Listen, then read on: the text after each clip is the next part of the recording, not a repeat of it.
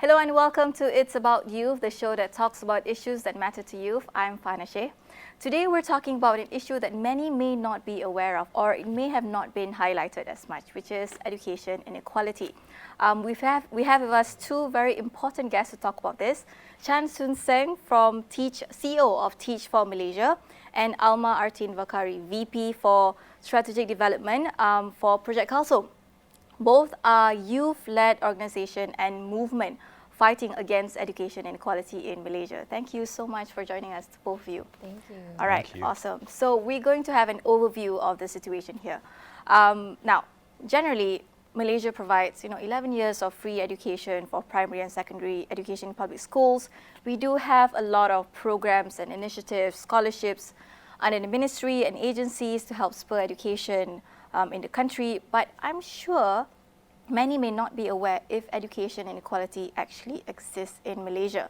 It has also been a rough couple of years for all of us after COVID-19, more so for students who are now seen as the lost generation, right? Some are being sent home for homeschooling, some didn't even make it to school. So my question is, for the both of you, does education inequality exist, and did COVID made it worse? Seng can go first. Yeah, sure. Thanks so much, Farhan. It's so good to be here with you. I guess before I start, at Teach for Malaysia, we believe that the quality of an education system does not exceed the quality of its teachers. And that's why we've been working with the Ministry of Education to place, really young, passionate, bright talent in the system to work alongside the Ministry of Education to transform education outcomes for kids in the most high-need places in the country. And applications for our 2023 cohort are open at this point. But the reason why we do this is because education inequity or inequality in Malaysia is very real. Before COVID-19 even hit, we think about the stats. In the Malaysian Education Blueprint, it quotes that 1 in 5 students in Malaysia don't complete their SPM.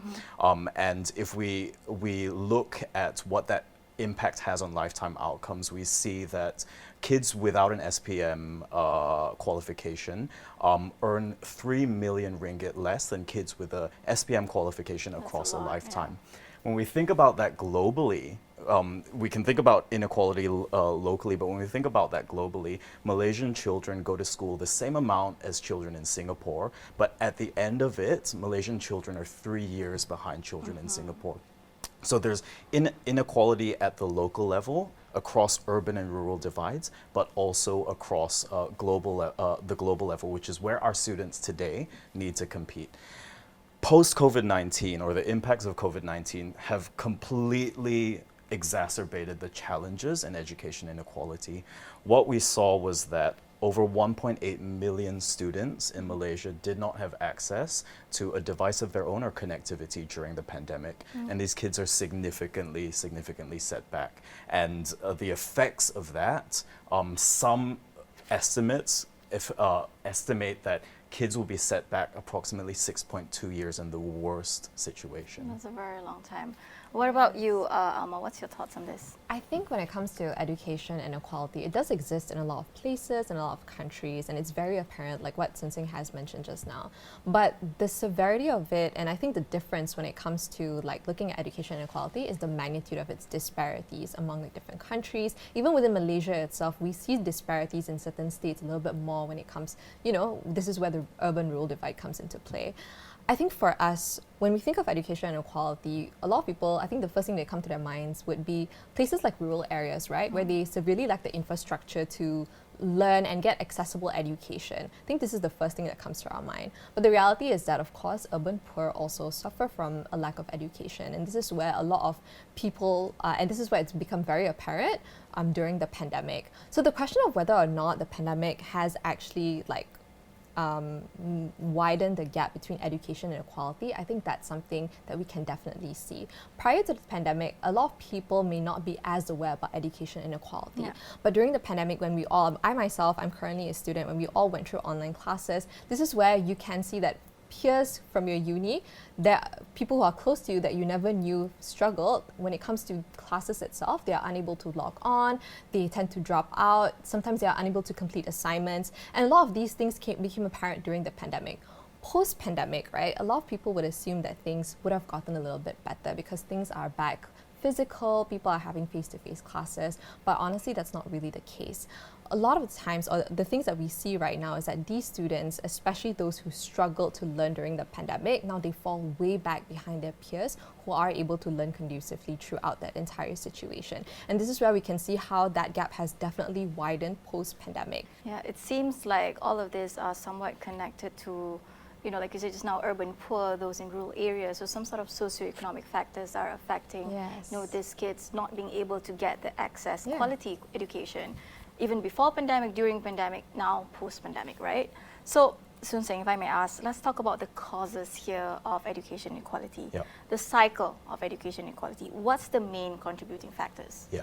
So at Teach for Malaysia, we think of three causes that that entrench education inequity, right? So like we said, socioeconomic factors, right? A child who does not come from a high-income family is less likely to have access to the resource, support, or even maybe a positive role model at home that can support them in their education. The second one is actually, we think of prevailing ideologies. So oftentimes what we see happening is that kids who are, who come from low-income backgrounds, or who come from rural communities, or who come from, let's say, indigenous communities, are seen differently to kids from high-income backgrounds or from urban settings. And oftentimes there's very, very false and inaccurate narratives about the ability, for example, of Orang Asli students. And we think that maybe they're less capable, or we think that kids from low-income backgrounds are less motivated and they don't see the bigger picture, and they're just not as smart, which are untrue, but sometimes ideologies that are pervasive across the system. And the third thing that we think about is systemic factors. So part of the challenge is one thing that has been quite pervasive in our system, for those of us that have gone through the Malaysian education system, based on your results, you're placed in a class, and the quote-unquote best students get placed in the first class. First class, second class, third class. And that's a systemic issue, because what happens is that it entrenches the belief that there are smart kids and there are less capable kids. And the attention that then goes to these kids, both in terms of teacher attention, but also resourcing, is a challenge, because we tend to then put our eggs in the basket that is going to have more academic more outcomes. Hopeful that these are going to produce better students. And that is a systemic issue, because that then extrapolates across the country, not just within the school, but between states, between districts as well. So those three things: socioeconomic factors, prevailing ideologies, as well as systemic issues. Okay, let's pick out certain issues when it comes to education equality here, so the audience can get a better view of it, right? For Alma from Projek Kalsom, I've been to one of the motivational camps, and we've been to one of the schools that we were doing the activities, and we noticed that some of these kids, they are Form 4, Form 5 students, and they're not really aware of what goes on after school. For example, scholarships. For example, what you're supposed to go into, higher education and all that. So let's address this gap between those in rural areas and urban areas, or even urban poor, and or even those with higher income families and lower income families, this divide, right?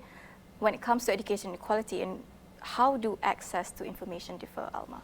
Okay, so I think that's a really, really great question there, right, regarding like access to information in comparison to like urban and rural settings. For rural settings, it's quite apparent to us, as mentioned before, because we know that because they lack the infrastructure, ultimately the infrastructure, which is the foundation of when it comes to spreading news, spreading awareness, and really having access to all these opportunities, when there's a lack of infrastructure, ultimately this hinders all of that, right?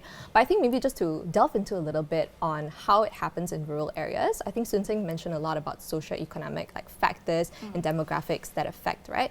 One thing also with regards to like socioeconomic factors that really affect students in rural areas is not only because, their families maybe lack the financial assistance to really like fund and provide them with extra classes, for example, in comparison to people in urban settings. But also naturally, whenever you come from a demographic that is filled with low-income families, the schools there tend to be low-performing. And I'm pretty sure Soon Seng is also very aware of this.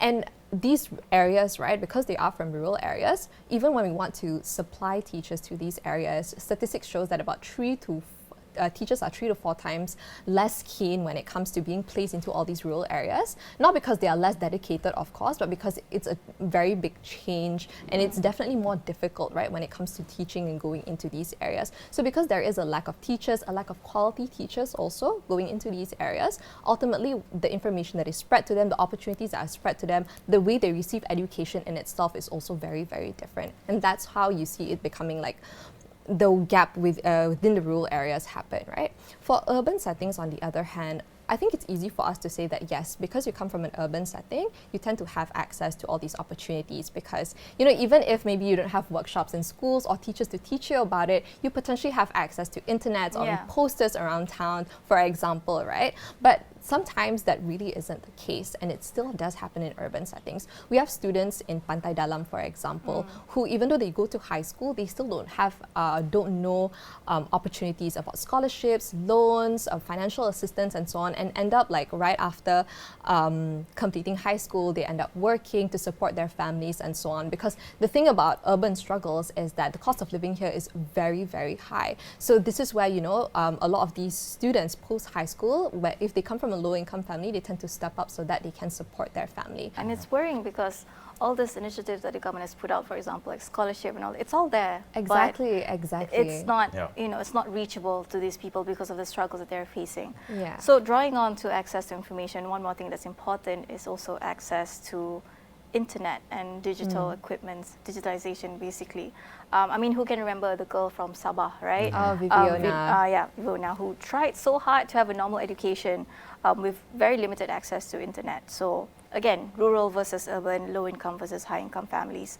How severe is the digital divide and how does it impact students in Seng? Yeah, so I mean, I think in the Department of Statistics reports on on internet access, I think you see something along the lines of in rural areas, you are getting probably something like an 88% coverage of internet access, but only about 50% of households actually have a computer at home.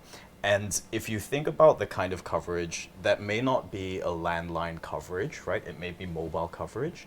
And the data on mobile coverage in thinly populated parts of Malaysia is that you get 4G, a 4G connection maybe about 40% of the time.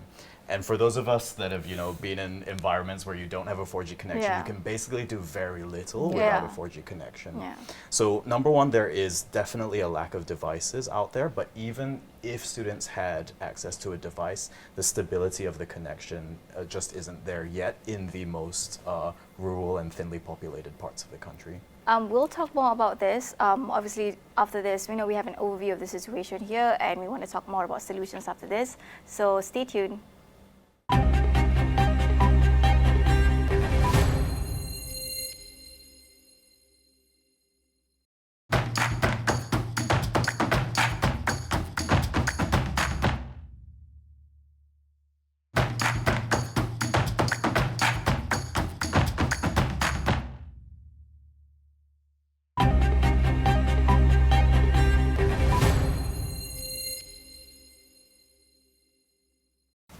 Welcome back to It's About You, the show that talks about issues that matter to you. Today we're talking about education inequality, and with us we have Chansun Seng from TFM and also Alma from Projek Kalsom. Now, just now we talked about an overview of the situation, you know, what are the struggles that students are facing when it comes to, you know, lack of access to quality education. Now we're going to talk about solutions. So let's dive into it. Current initiatives, are they sufficient and what's lacking, Chansun Seng? Yeah, so, you know, the Ministry of Education has embarked on a massive transformation plan from 2013 that will go until 2025 under the Malaysian Education Blueprint. And this is, you know, one of the most well-researched and well-prepared blueprints, education blueprints, even across the world. The World Bank recognizes Malaysia for having an excellent education blueprint. We're in phase 3 or wave 3 of the blueprint, which is the final phase, and some of the challenges that we need to see happen is that actually the commitment across political changes across the years has not enabled the blueprint to be really at the So forefront. implementation, basically. And sustaining commitment to that implementation. So when we're talking about what are you looking for in a political leader, somebody who's going to be committed to the transformations that are already in process and not just going to come in and introduce something because it's going to be attractive for them politically. So not just empty right? promises, basically. Yeah. The other key thing that we've seen happen across the past 2 years, which is a move that we support, which has been the abolishment of the UPSR as well as the PT3 examinations. While we believe that those are the right moves to make, what we really want to see happen more now is the investment in supporting teachers to be able to make that shift. For many of us who've been through the system, a lot of our education experience has been preparing for examinations. How do we get A's and how do we memorize the results? And there's also sort of a lot of pressure surrounding Absolutely, it as well. absolutely. And for many teachers, the way that they have taught for most of their career has been how do we help kids To get an A exactly for exam. to get an A. But now if we're saying that actually it's about assessing kids and their skills on an ongoing basis, it's not about how they perform at the end a result of their exams. Teachers need to be supported to completely transform the way that they teach. What about you, Alba? What do you think about the current initiative now, especially when we talked about addressing education inequality? Yep, so I think that's also a really good question. So I really, really think that when it comes to moving forward, really, really need to focus on enforcement of initiatives. Investment of teachers is also something that's really, really good, and I think it's very particularly super, super important because I know the difference. I mean, I think as students itself, you can see when whenever teachers are out there, how much effort and how much hard work they put and how much stress they go through throughout school. They do so much things, and they really, really inspire the future generation. And of course, investing in them and really is basically investing in our youth, right? Because they are in turn inspiring the future leaders of tomorrow. But on another note, I do think that one thing that the government, when it comes to making initiatives more sufficient, would also to be working closely with NGOs and looking to them as policymakers, for example, right? Because when it comes to providing solutions or really trying to reach out to schools, rural areas, a lot of NGOs are currently doing it. A lot of NGOs have these first-hand experiences that work together with these schools. Personally from Kalsom as well, because we work with a lot of these underprivileged communities in rural areas or urban rural areas, I would say. A lot of the times there is a lack of wanting to have NGOs come in, whether it's youth-led NGOs or whatsoever, NGOs come in to act as policymakers, because we ourselves have seen how the situation is like, and we do have a pretty good idea or an idea of how it is and how we could potentially move forward with that. So yeah. Okay, so it's G15 right now, G15 season, and we're looking at party's manifesto. What would you like to see, both of you, when it comes to education? Parties would want to put in their manifesto? What would you want to see in terms of policy action to tackle reforms in education? Seng? Yeah, I think that before we even get to sort of the checkbox things that you can see in a manifesto, I think that what we'd want to see in the kind of politician that leads education is really to some of what Alma was talking about is an openness to collaborate. We need to see politicians that are willing to really engage with across the ministry itself, so at the teacher level, politicians who are willing to speak to teachers, to speak to students, to families, to understand what the needs are, but then as well the broader community, civil society, NGOs, politicians that are willing to really engage with people and then bring people along on a journey together. And so I think that that's what we want to see in the kind of person that we're electing to lead in education. I think that for Malaysia, like I said, one of the big things that we need to see support in is for our teachers. Our teachers really need this. I think the part of a huge challenge that we see is we have so many well-meaning teachers in Malaysia, so many dedicated, committed teachers in Malaysia, but they just don't have the support that they need to deliver the kind of education aspirations that we have. So apologies to use Singapore again, right? But when we think about the professional development budget in Malaysia, if we average it out, at one point in time, we were spending 25 ringgit a year per teacher on their professional development. What can you get for 25 ringgit? Singapore, on the other hand, spends 7,200 Singaporean dollars per teacher a year on their professional development. And so, you know what, it's not just about finding great teachers, training them and putting them into the system, but education is a constantly evolving thing. And if we're constantly saying that we have to prepare kids for this unpredictable future, our teachers constantly have to keep up. So if we're not investing in their professional development and supporting them to navigate through these changes, then we're not going to see the education system that we want. Because, like I said, at the end of the day, the quality of an education system cannot exceed the quality of its teachers. Yeah. So we really, really need to invest in in teachers. top talent going into the system, but for those who are already in there, to increase their capability and support them as Yeah, well. there's definitely not enough credit that goes to teachers, especially during Definitely, COVID-19, where yeah. we've seen them, you know, bend over backwards to teach through online means, Absolutely. and you can see the struggle, you know, the hardship that they go through just to, you know, get education out there, get the information out there to teach the students when there's lack of resources, lack of support, lack of investment in them. What about you, Alma? You know, when you're looking at manifesto now, what would you want to see education, reforms in education? I think when it comes to electing reps, of course, education inequality has to be something that they want to do by heart, right? It's not just something that, you know, you want to do just because it's so-called the right thing to do, but you want to do because it's your responsibility, it's your obligation, and of course you want to do it. But coming from the Kalsom movement, right, because we conduct sustainability and summer camps with our beneficiaries for a very long time, for the past 28 years we've been doing this, and a lot of the times the things that we see during camps are amazing. How one person who tends to be, you know, unable to speak up, open up, you know, after you give them a little bit of encouragement, just a little bit of belief in them, they really are able to realize their potential, and you know, it's just amazing to see that growth within such a short time span. And the camps are usually over 1 or 2 weeks, and you can see them from the start of the first week till, you know, the end of the second week, how much growth when you invest in them, when you know, when you teach them, you know, all these things. Yep, that's a really great point you brought that, because within our Kalsom camps itself, like having our camps for about like a week, I would say, would result in students being able to increase their confidence by about 60 to 80%.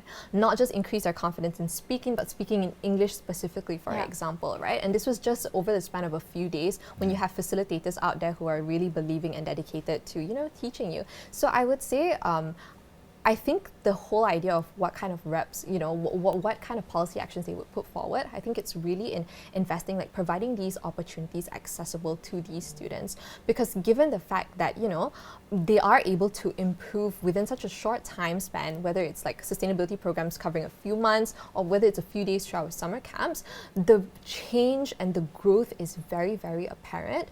And I'm really excited to see if, you know, there are any initiatives out there that could equally deliver, you know, that could deliver something as equal and really like give them that confidence to, you know, become not just like better at soft skills or even like in their academics, but really train them to become like leaders and so on. And it's probably not a one-off thing, right? It's an ongoing thing that the government has to invest on to make sure that the skills are there, the training are there, the initiatives are there, the efforts are there to make sure that the students are able to perform, because we know they can. It's just that they don't have enough avenues to do it.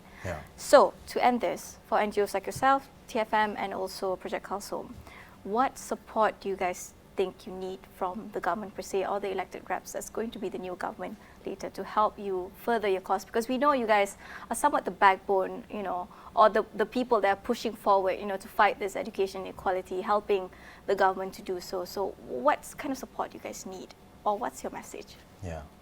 I mean, you know, I think that when you think about what NGOs or civil society is trying to do, you know, we're not in competition with the government. Or we're not here to say that, you know, we're better than the government in any way, but at the end of the day, our aspiration is to collaborate and ensure that the system works for all, right? And so I think that when we think about the kind of support that we need from the Ministry of Education, from our elected officials, it's really about, to this point that we were talking about, the piece around sustainability, right? So, for example, Teach for Malaysia has existed for the past 10 years, and, you know, we really but constantly we have to seek for support from the government to continue. And that's one thing that we would like to see more support from the government to sustain initiatives that are having an effect in the system. And I think that that's not just through the approvals of allowing us to be in the system, but it's also to ensure that there is funding available to civil society organizations. So NGOs really are, in many ways, the last mile delivery, right? To reach the most unreached kids, to reach the hardest places, right? And so for the Ministry of Education and for the government to see civil society as their hands and feet to reach the last mile is what, we hope that there is going to be a shift in the way that we're seen by the government or by the civil service to use us, right? Like we're here at your service, use us, we're here to partner with you. Yeah, I mean, that, and also what's important here, you guys are mobilizing the youth of today, because we're on the topic of youth here. So that requires a lot of effort, a lot of support as well, because all this youth, they have other things to do as well, because you guys are all volunteers, right? So definitely you need the funding, the support, the initiative from government or other agencies to help out. What about you, Alma? I think Seng touched a lot about it. I actually very resonate with him a lot, because I think as NGOs, CSOs and all, you sort of want the same thing, which would be to collaborate with the government. And I think one thing that I mentioned earlier is really for the government to look at us as potential, not just like NGOs, but their own policy makers as well. I think that's a really, really important perspective for them to have in mind, because we do have, we have reached out to these kids and we do have an idea of, potentially what can be done. In terms of funding, I would say, I think that's exceptionally important when it comes to NGOs being able to really reach out and be able to deliver as much as we possibly can to the underprivileged out there. I think I would say it's really like a form of investment, right? Not only it's a form of investment in the country's education by being able to deliver more quality deliverables to underprivileged communities, or even to just throughout Malaysians as a whole. You are investing in building a strong human capital that could in turn, promote and power up our economic growth, which I think is particularly very important, right, when it comes to narrowing down the inequality across different countries. So I would say, all in all, definitely my biggest message out there is to really look at NGOs as policymakers, to collaborate with us and work together in really addressing the issue at hand. Yeah, and this is all to produce, not just to narrow the gap of education equality, but to produce quality education, quality students, quality teachers, and it all requires effort, time, and attention to detail, when it comes to policies and decision making, especially ahead of G15. We would like our elected reps to pay attention to this. So I think that's about it for Chan Soon Seng from TFM and also Alma Artin Vaqari from Projek Kalsom. Thank you so much for watching. I'm Fahana Sheikh, and it's about youth.